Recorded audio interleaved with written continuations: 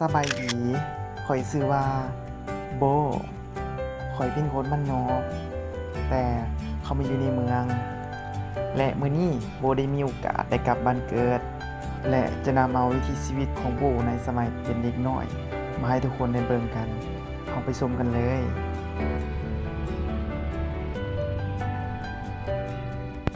เนาะตอนนี้โบก็มาฮอดที่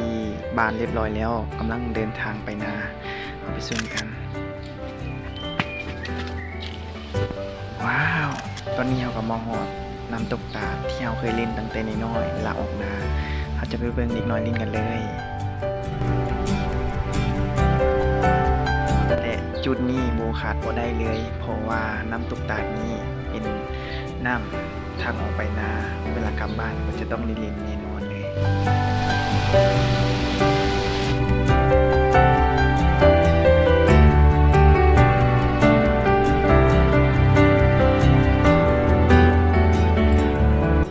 และนี่คือควายของโมเองซึ่งตั้งแต่น้อยๆก็เลี้ยงควายนี่แหละ เวลาอยู่บ้านตอนอยู่ประถมหรือว่ามัธยมเนาะ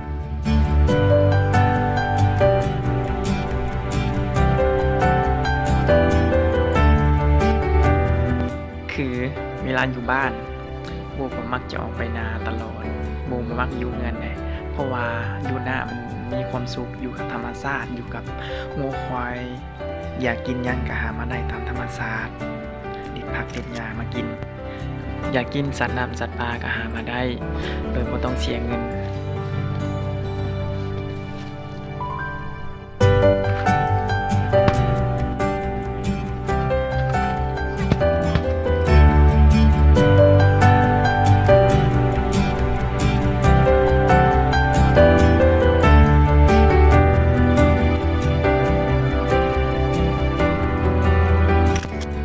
มีภูผาป่าไม้สวยงามของนา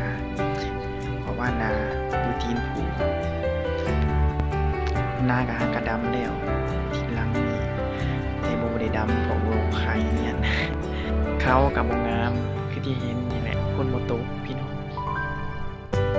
และนี่คือเถียงนา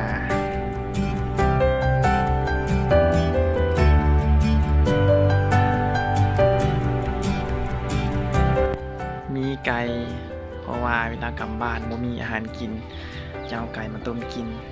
โคตรมีความสุขเลย